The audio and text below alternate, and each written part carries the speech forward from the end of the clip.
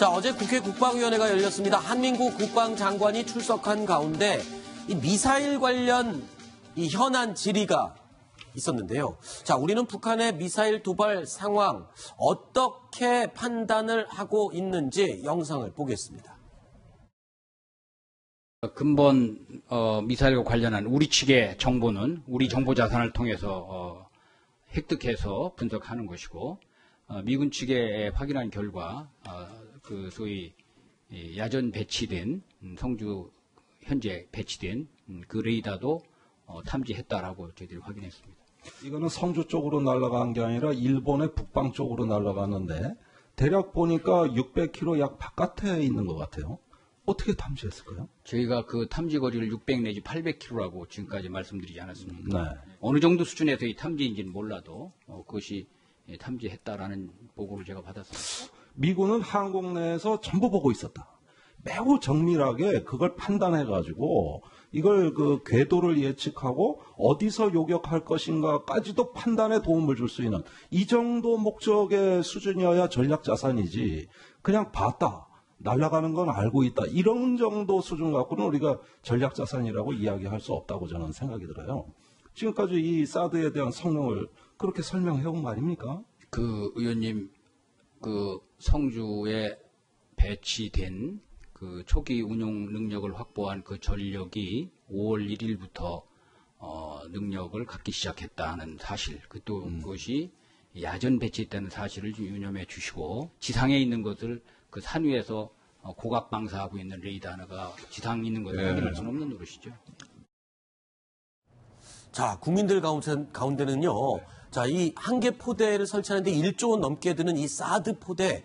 자, 이게 과연 뭐 성능은 제대로 작동하는 건가 궁금하신 분, 의심되는 분들도 있었을 텐데 사실 요번 이 내용 때문에 궁금증이 해소가 됐어요. 그러니까 지금 성주의 사드 포대가 X밴드 레이더가 작동을 해서 북한의 14일 발사한 미사일, 화성 12형 미사일을 포착을 했다는 거 아닙니까? 네. 정상 가동이 된 거네요, 그러면. 네, 포착을 했죠. 그러니까 네. 사드 레이더가 한 800km까지는 볼 수가 있으니까 네. 발사를 해서 이게 해발 고도로에서 한 5, 6km 이상 올라오면은 이제 사드 레이더가 이제 봤을 겁니다. 네. 그다음에 이제 이게 고도가 2,000km까지 올라갔는데 네. 어디까지 올라간지는 파악을 못했을 거고, 네. 그다음에 떨어진 탄착 지점에 근처 가서 또 파악을 했을 겁니다. 그래서 네. 사드 레이더가 그걸 이제 파악을 했다 이런 얘기인데, 네. 2,011km까지 올라가는 것은 사드 레이더는 안 되고, 네. 동해상에 배치되어 있는 일본의 이지스함이라든가, 네. 아니면 뭐 위성으로 파악하는 수밖에 없습니다. 네. 근데 지금 한민구 장관의 얘기를 들어보면요. 자, 우리 군 정보 자산을 통해서 획득한 데이터가 있고, 이 사드 레이더가 포착한 이 데이터는 미군에 물어보고서는 확인을 했다고 그러거든요. 그러니까 지금 미군한테 물어봐야지만 사드 정보는 우리 군이 확보를 할 수 있는 상태인가요? 지금 현재는 그렇습니다만은, 네. 금년 연말까지는 다 해소가 되는 것이, 네. 현재 사드가 완전히 그 작전 배치가 안 된 겁니다. 네네. 6개 포대 중에 2개 포대밖에 안 들어왔기 때문에, 네. 현재 사드의 정보가 한국군에 이제 넘어오지 않는데, 네. 통상 보면은 이제 한국군에 탄도탄 작전 통제소가 있고, 네. 또 미군의 탄도탄 작전 통제소가 있습니다. 네. 이 통제소의 정보가 한국군 그 연동 통제소, 네. 미군의 연동 통제소에 의해 가지고 링크 16이나 시스템으로 연계되어 있습니다. 네. 근데 그래서 현재 한국군이 파악하고 있는 그 그린파일 레이더의 정보하고, 네. 미군의 그 사드 레이더에서 파악한 정보가 금년 연말이면은 이렇게 통합이 됩니까? 통합이 되는 아. 계획이 되어 있습니다. 그러니까 지금은 아직 초기 단계여서 정보가 지금 분리가 돼 있지만 올해 말까지는 이 사드 정보 레이더의 정보도 우리 군이 원활하게 확보를 하고 이해를 할 수 있도록 취득할 수 있도록 또 되겠군요. 자, 그런데 큰일 났습니다. 이 ICBM의 마지막 기술이라고 할 수 있는 대기권 재진입 기술. 자, 이 재진입 기술을 북한이 지금 확보를 했다. 이런 얘기가 나오고 있습니다. 어떻게 확인이 된 겁니까? 네, 통상 보면은 탄도탄에는 텔레메트리라 해서 네. 현재 탄도탄의 그 위치, 네. 그다음에 고도, 그다음에 현재 속도, 네. 그다음에 바깥의 외기 압력, 네. 온도 이런 정보를 갖다가 발사 기지에다가 네. 계속해서 그 무선으로 이렇게 전송하게 돼 있습니다. 네. 그게 대부분 다 스커드나 노동이나 이런 네. 미사일을 전부 다 이렇게 돼 있는데 요번에 북한이 쏜 것이 그 대기권을 재진해가지고 네. 예, 그 대기권에 들어와가지고도 네. 계속해서 그 정보를 전송하고 아하. 하는 것이 그 우리 한미군에 이렇게 포착이 됐다고 합니다. 네. 사실 지난해 6월 무스탄 미사일을 쏘면서 여기가 대기권입니다. 여기가 대기권. 여기 대기권이라고 써 있죠. 자, 이 대기권 밖으로 무스탄 미사일을 밖으로 쏴서 들어오면서 자, 이게 대기권 재진입 기술을 테스트하는 게 아니냐라는 분석이 나왔었는데 자, 이게 지난 14일 날 발사한 화성 12형 미사일 우리 군에서 붙인 이름은 KN-17 미사일이죠. 네. 자, 이 미사일은 고도가 무려 2,000km까지 올라갔습니다. 당연히 대기권 밖으로 갔고요. 그리고 이 대기권 안으로 들어오는 동안에 원래는 다 타버려야 되는데 그게 타지 않고 견뎠고 그 탄두에 있는 아까 텔레메트리 네. 그 장치가 대기권 안으로 들어와서도 작동을 하면서 데이터가 송수신이 됐다. 이 얘기 아닙니까? 그럼 맞습니다. 지금 성공한 거네요. 그러니까 현재 지난번에 1413km 올라갔을 때는 네. 음속에 14배로 떨어졌고 네. 요번에는 한 16배에서 17배 정도 되지 않나 생각이 되는데 네.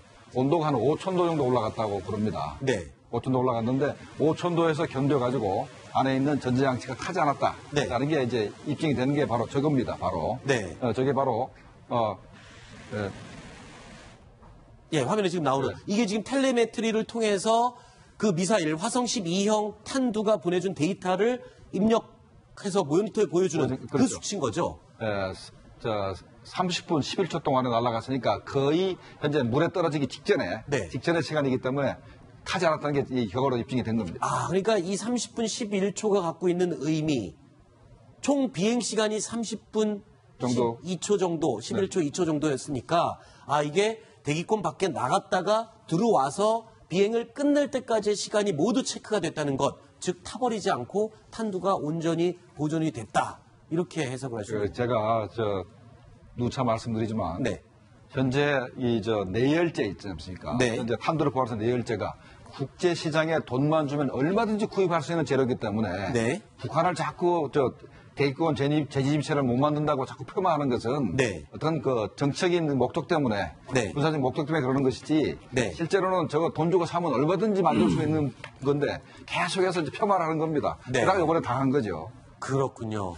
자, 북한이 이번에 발사한 신형 미사일, 화성 12형 미사일이요. 이런 지금 분석 보고가 나왔습니다. 지난해 언론에 공개했던 미사일 도면에 나온 것과 일치하는 것 같다. 그런 분석이 나오고 있는데 저희가 지금 사진 2장을 준비했습니다. 첫 번째, 이게 지난 15일에 북한이 노동신문을 통해서 공개한 화성 12형 미사일의 탄두 모양입니다. 근데요, 이게 지난해 3월 9일에 북한이 또 공개한 사진에 보면 자, 이렇게 미사일 공장 시찰을 나간 김정은 뒤쪽에 설계도면이 보입니다. 네. 자, 더 확대를 해주시면 이 탄두 모양이 자, 지난해 3월에 공개했던 뒷부분 이 설계도면에 나온 탄두 모양이 지난 14일에 발사하고 15일에 공개한 탄두 모양과 거의 일치한다. 네. 같은 게 아니냐. 거의 같죠. 이런 분석이거든요. 그래서 저거를 지난 3월에 봤을 때는 네. KN-08의 모습하고 같다고 봤습니다. 네. 그러니까 그러면 올해 화성 12호라는 것이 네. 앞에 탄두 부분은 그 KN-08과 같으나 네. 아마 엔진만 바뀐 게 아닌가, 네. 엔진만 실행이 달린 게 아닌가 이렇게 판단하면 되겠습니다. 네, KN-08이면 ICBM이잖아요. 그렇죠. 네. 그거는 KN-08은 무수단 엔진을 일단은 2개 쓰고, 네. 그다음에 뭐 노동미사일 엔진을 그다음에 쓰고, 네. 마지막에 고체연료를 써서 대륙간 탄두선을 이제 만들었다고 그랬는데, 네. 이번에는 엔진 하나 가지고, 일단 가지고 5,500km 날아간 겁니다. 자, 지금 깜짝 놀랄 만한 게요. 지난해 3월에 이렇게 설계도면에 있었던 핵탄두로 추정을 할 수 있는 부분인데, 지난해 3월에 설계도면에 있던 그림이, 자, 불과 1년 만에 실물로 완성이 돼서 발사에 성공까지 했다는 거는 그만큼 지금 미사일, 엔진, 핵탄두, 미사일 탄두 개발 기술에 굉장히 진전이 있었다. 이렇게 볼 수 있는 거예요. 네, 비약적인 진전이 있다고 봐야 되고, 바로 김정은이가 사활을 걸고 네. 핵무기를 개발하고 있기 때문에 이제 가능한 얘기입니다. 제가 저걸 좀 탄두 설명을 좀 드리겠습니다. 네네네. 탄두 손가락 짚어보시면 네. 제일 앞에 동그란 거 있죠. 네, 제일 앞부분. 그거 말고 그다음에 네. 조금 오른쪽 들어와서 네. 그게 예, 여기요. 그거는 이제 핵탄두고 네. 그 앞에 게 배터리입니다. 아, 배터리입니다. 그게 거기서 네, 배터리. 네, 배터리입니다. 거기서 전기를 보내야 네. 그 안에 있는 기폭 장치들이 폭발을 하거든요. 네. 그래서 이제 그 내열재가 네. 앞에서 그걸 가려가지고 저걸 보호해야 되는데 우리가 KN-08은 네. 앞에가 둥그러지 않아서 내열재를 넣을 자리가 없다 그래서 네. 저거는 좀 가짜 아니냐 이렇게 이제 했더니 네. 얘기를 했지 않습니까? 네. 그래서 KN-14는 앞에가 굉장히 둥그럽니다. 네. 둥그러서 내열재가 들어갔다 생각했는데 네. 우리가 오산이었습니다. 아. 저렇게 이렇게 빼쪽에도 북한이 충분히 내열재로 해서 안에 있는 그 텔레메트리나 장치들을 전부 다 보호를 해서 네. 이렇게 성공적으로 이제 미사일을 발사했던 자체가 이제 큰 의미가 있다 하겠습니다. 네. 자, 그런데 지금 이렇게 북한의 미사일, 엔진, 핵탄두, 탄두 개발 기술이 급진전하고 있는 이 마당에 지금 우리 청와대 외교 안보 라인 인선이 계속 늦어지고 있잖아요. 괜찮을까요? 이 안보 라인이 빨리 좀 이 어떤 안정을 취해야 되지 않을까요? 네, 일각에서는 그 청와대 내부의 어떤 권력 다툼 때문에 네. 인선이 늦어지는 거 아니냐라는 우려가 나오는 것도 사실인데요. 그러면 진짜 고민하는 건 뭡니까, 청와대가 네, 지금? 하지만 그것보다는 이번에 청와대 조직 개편을 하면서 네. 안보실이 굉장히 확대가 됐습니다. 네. 그래서 어떤 국방, 통일뿐만 아니라 외교까지 총괄할 수 있는 사람이 청와대 안보실장이 돼야 되는 거거든요. 네. 그래서 이번에 예를 들어서 그 지금 문 대통령을 보좌하고 있는 뭐 정의용 TF 팀장 같은 경우에도 외교부 출신이기 때문에 약간 안보나 좀 국방적에서는 좀 약한 거 아니냐 이런 고민이 있거든요. 네. 그만큼 문 대통령이 좀 꼼꼼한 성격이고 또 신중에 신중을 기하고 있다라고 볼 수 있겠습니다. 네. 자, 지금 이렇게 상황이 엄중한 상황인 만큼 문재인 대통령 오늘 국방부와 합참을 동시에 방문을 했습니다. 영상으로 함께 보시죠.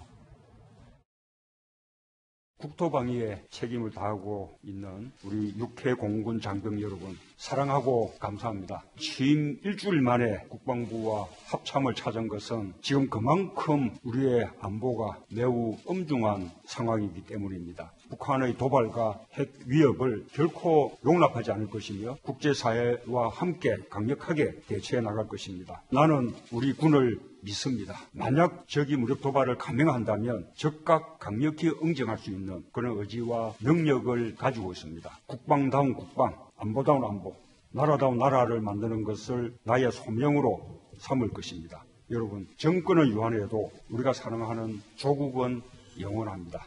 혼혈일치가 되어서 우리의 국방력을 키워나갑시다. 여러분, 그렇게 할 수 있겠습니까? 네. 네, 감사하고 아주 든든합니다.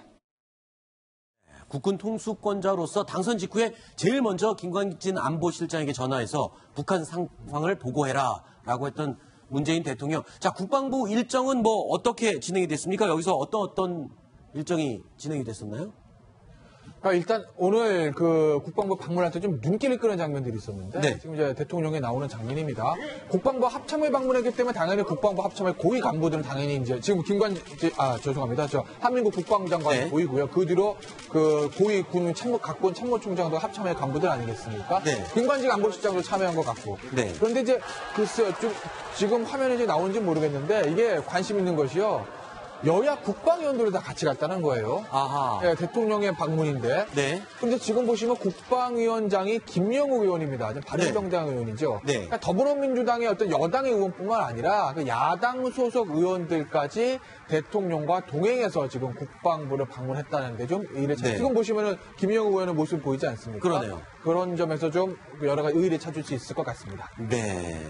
자, 오늘 이 직원들 100여 명이 나와서 지금 대통령을 맞이했는데요. 지금 이 보시는 화면. 그런데 이게 직원들이 굉장히 열화와 같은 그 성원을 보내면서 눈물을 글썽인 직원도 있었다. 이런 얘기가 들리고 있는데 어느 정도 환영 분위기가 어느 정도 뜨거웠습니까? 보통 대통령이 국방부를 찾으면 그 전날에 경호실에서 그 샅샅이 뒤집니다. 그리고 네. 엄숙하게 하고 일정 자체를 잘 공개를 하지 않습니다. 네. 그리고 언제 들어갔다가 언제 청사에 나왔는지 사실 아무도 모릅니다. 그렇죠. 그래서 그것이 체크하기가 참 힘듭니다. 기자실이 옛날에 1층에 있었는데 거기서도 발견하기 어렵습니다. 그런데 이번에는 일종의 환영 행사 같은 것을 열었습니다. 몇 시에 온다. 그리고 진짜 그 몇 시에 온 거네요. 네, 맞습니다. 그 네. 시각에 와서 사람들이 다 모여들었고 네. 여직원들이 가서 사인 비슷하게 어떤 것을 좀 서명해달라 이런 얘기도 했습니다. 노트 들고 온 사람도 있었다면서요. 맞습니다. 그래서 대통령 문재인 이런 서명도 해줬고요. 그래서 일종의 환영 행사 같이 이렇게 만들었고 들어가서 아까 그 2층에 있는 아마 그 대형 회의실 같은데 거기에 가서 예, 사랑하는 국방 장병 여러분 이런 얘기를 했습니다. 예전에 대통령들은 이런 얘기는 하지 않았거든요. 네. 그래서 장병들을 끌어안고 좀 다른 모습을 보이겠다 이런 얘기들을 하는 것 같고 네. 보수층에서 많이 나오고 있는 안보에 대한 우려 이런 것들을 조기에 차단하자 이런 예상도 생각해 보겠습니다. 그렇죠. 취임 후에 찾은 첫 정부 부처가 국방부라는 점, 이 점이 굉장히 의미가 있는 것 같아요. 유근영 기자. 특히 또 최근에 이 대북 발언, 또 대북 조치에 대한 발언이 강력해지면서 또 첫 정부 부처 방문지가 국방부라는 점, 문재인 대통령이 의미하는 부분이 있겠죠. 네, 아까도 말씀드렸지만 북한이 취임한 지 불과 나흘 만에 미사일을 쐈다는 거죠. 그거는 아무래도 전 정부보다는 남북 관계가 좀 복원될 수 있는 네. 그런 정부라고 스스로 생각을 했는데 북한이 그거를 좀 간보기 형식으로 미사를 쐈다는 거죠. 네. 좀 더 엄중하게 나가야겠다라는 판단이 일단 선 것으로 보이고요. 네. 또 문재인 대통령이 특전사 출신 아닙니까? 네. 그럼에도 불구하고 후보 시절 끊임없이 안보 관련해서 공격을 많이 받았는데 네. 그런 것들을 좀 조기에 불식시키고 내가 정말 국방만큼은 최우선으로 챙기겠다라는 의지를 첫 방문지로 보여준 것 같습니다. 오죽하면 야당인 바른정당의 이혜훈 의원이 정말 되고 나서 더 잘하는 것 같다 이런 말을 했겠습니까? 아까도 그 안보 부분 특히 대북 북한의 미사일 발사에 대응한 그 상황들에 대해서 굉장히 칭찬을 하지 않았습니까? 자, 그리고 통일부가요 이 판문점 연락사무소를 정상화하도록 추진하겠다 이런 얘기가 나오고 있습니다. 오늘 브리핑이 있었는데요. 통일부의 브리핑 내용 직접 듣고 이야기 이어가겠습니다. 작년 2월 달에 북한 핵실험 이후에 북한이 일방적으로 판문점 연락 채널을 닫았고 그 이후에 이제 열리지 않고 있죠. 정부의 입장에서는 남북한 대화 채널이 열려야 된다는 것이 항상 기본적인 생각입니다. 그렇지만 어떤 특정한 사항이 예정되어 있는 건 없습니다. 통일부의 연락관들은 매일같이 판문점 연락 사무소에 출근을 해서 북측의 연락 통화를 매일 하고 갑니다. 지금 개성공단이 폐쇄되면서 판문점 연락사무소도 같이 지금 중단이 된 상태인데 지금 어떻습니까? 지금 판문점 연락사무소 직통 전화는 있는 건데 선만 끊겨 있는 건가요? 아니면 아예 다 철수를 한 건가요? 저쪽에서 받지 않을 겁니다. 선을 끊는 게 아니고. 해도? 옛날에는 이제 담당자가 전화를 하면은 저쪽에서 통화 이상이 없다. 네. 하고 이제 항상 끊었는데 이제부터는 작년 2월 이후부터는 전화를 해도 저쪽에서 받지 않기 때문에 현재 연락이 안 되는 그런 상태입니다. 네. 사실 북한의 일방적인 결정으로 개성공단 폐쇄 그리고 또 판문점 연락사무소도 폐쇄가 된다, 끊겼다라고 하지만 자 북한이 먼저 끊었다고 해서 여는 것도 니네가 해라라고 기다리는 것은 좀 문제가 있지 않나. 우리 정부가 먼저 손을 내미는 것도 또 어찌 보면 좀 형다운 동생에게 손을 먼저 내미는 형다운 그런 자세가 아닐까 이런 분석도 나오고 있거든요. 그렇죠. 그래서 아마 북한은 아무것도 떡을 주지 않으면 절대로 저것도 하지도 않습니다. 그래서 뭔가 떡을 주려고 그러면 현재 유엔 주재 국면에서 우리가 할 수 있는 거는 인도적 지원이라든가 아니면 남북한 이렇게 스포츠 교류 그다음에 민족 동질성 회복을 위한 어떤 그런 사업들이 많습니다. 개성 만올 때 발굴 사업 이런 게 중단됐는데 그런 걸 계속 하든가 이런 거를 계기로 해서 남북회담을 제의하고 그 회담 과정에서 우리가 연락사무소 남북한의 직통전화를 갖다가 다시 재개하자 이렇게 얘기를 하면은 아마 가능할 것으로 생각이 됩니다. 이 판문점 연락사무소 같은 경우에는 이 연락 수단을 만들어 놨다가도 무슨 일만 있으면 계속 그거부터 끊기고 계속 반복되는 거잖아요. 지금 이 개성공단 폐쇄와 함께 끊긴 이 연락사무소도 1년 3개월째 중단이 된 상태인데 글쎄요. 지금 북한이 미사일 발사, 핵실험도 시도를 하다가 물론 약간 멈춰 있는 상태이긴 하지만 중국 때문에요. 이 미사일 발사, 실험 이런 것들을 보면 과연 굳이 지금 남북 연락사무소를 다시 개통을 해야 될까 이런 생각도 들거든요. 어떻습니까? 그러니까 전쟁 중에도 대화는 합니다. 아, 그래요? 현재 남북한 간에 모든 대화가 차단된 것은 문제가 있기 때문에 네. 어떤 방식을 통해서라도 일단은 제재는 제재고 북한에 대한 제재는 제재고 또 앞으로 우리가 통일을 지향해 가기 때문에 네. 대화의 창구는 열어야 된다는 생각이 듭니다. 네. 그러기 위해서는 일단 연락사무소부터 재가동이 돼야 되겠죠. 네. 그렇군요. 알겠습니다. 자, 8번째 뉴스 8위 소식 살펴봤고요. 이어지는 9번째 소식 어떤 내용인지 화면으로 확인해 보시죠.